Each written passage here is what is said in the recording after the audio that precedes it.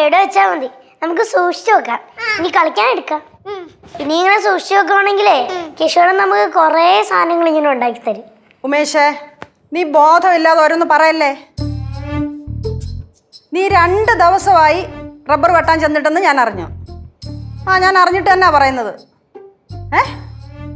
മഴയായിരുന്നോ? അതെന്തോടാ നിനക്ക് മാത്രം ഒരു മഴ? നീ കുടിച്ചു ബോധമില്ലാതെ 10 മണി വരെ കിടന്നുറങ്ങി. വേണ്ടേ, ഞാനൊരു കാര്യം പറയാം. നാളെ രാവിലെ റബ്ബർ വെട്ടാൻ പടവലത്തെ വീട്ടിൽ ചെന്നില്ലെങ്കിൽ പിന്നെ നീ പടവലം വീടിൻ്റെ പടി ചവിട്ടത്തില്ല. ആരാ പറയുന്നതെന്ന് അറിയാവല്ലോ. നീ ഫോൺ വെക്കടാ ഫോൺ. ആരാ മൂമ്മ? പടവലത്ത് ഉമേഷ് അങ്കിളാ? കുറെ അങ്കിൾമാരുണ്ടല്ലോ മനുഷ്യനെ മെനക്കെടുത്താനായിട്ട്. രണ്ടുപേരും രാജാവും റാണിയോ തയ്യാറായിക്കും. ഇതെവിടുന്നാടാ? പ്ലാവില എവിടുന്നാ? നമ്മൾ ഒപ്പിച്ച് ഇമ്പോർട്ട് ചെയ്ത മൂമ്മ. അപ്പൊ ആര് രാജാവും ആര് രാജ്ഞിയാവും? ഞാൻ രാജാവ്. എന്നാ മടമക്കളെ നിന്റെ അമ്മയെ വിളിയടി.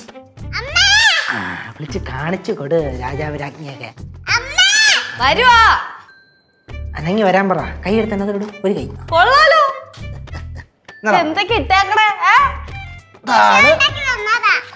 സൂപ്പർ ആയിട്ടുണ്ട്.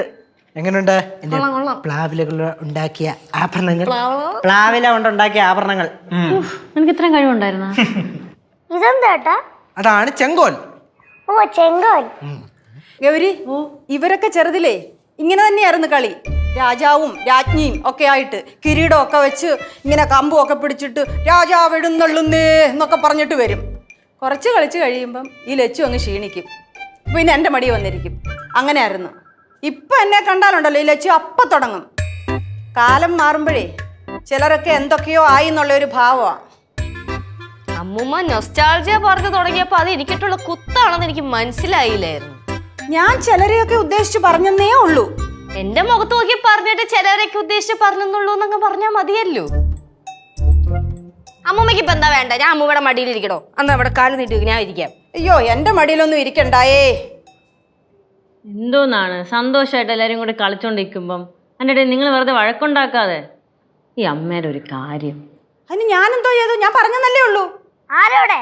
ഞാനിവിടെ. അമ്മൂമ്മ പിടിച്ചു കേട്ടു. രാജാവായപ്പോ അമ്മൂമ്മ പിടിച്ചു കെട്ടാനോ? നമുക്ക് നമ്മളുടെ പ്രജകളെ കാണാൻ സമയമായി. കല്ലൂരാഗ്നി, നമുക്ക് പോവാം. കൊട്ടാരത്തിലാണോ? കൊട്ടാരത്തിലല്ല, പ്രജകളെ കാണാൻ പോവാം. പറയാ കിരീടം തരത്തില്ല. ഇപ്പൊ തരാം. രാജാവിന്റെ കിരീടം ഒന്നും ചോദിക്കുന്ന അതിന്റെയൊക്കെ തല വെട്ടണം. തല ഞാൻ വെട്ടിക്കോളാം. കിരീടം പോയപ്പോഴത്തേക്ക് പാവറം പോയി. പറഞ്ഞാണോടാ? ആ ചെങ്കോലും കൂടെ തന്നെ. തരത്തില്ല. കൊച്ചു തിരിച്ചു തരാന്ന്. ഓർഡർ എന്തോ വലിയ കാര്യത്തിൽ ചെയ്യാൻ പോണു.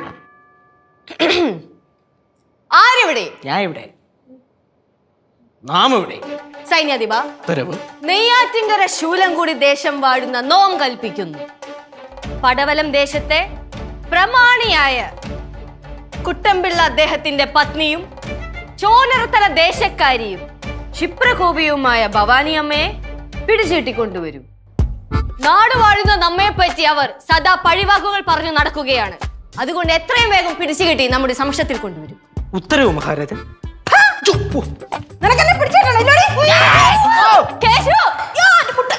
പാവരാജാവ് ഓടിപ്പോയി. ചേട്ടാ, അടുത്ത കളി എന്തോ? അടുത്ത കളി പിന്നെ എനിക്ക് വേറെ വേലയില്ലല്ലോ. ഇത് തന്നെ ഒരു കളിയില്ല. ഇപ്പൊ തലക്കടുത്ത് ഇത് വെച്ച് എല്ലാരും കൂടെ അഡ്ജസ്റ്റ് ചെയ്യാൻ ഞാൻ പോണു. വേറെ വേല വല്ല ആവശ്യം ഉണ്ടായിരുന്നോ? ഇപ്പൊ അമ്മ അയ്യോ അയ്യോ, എന്റെ മുട്ട് വേദനിക്കുന്നേ.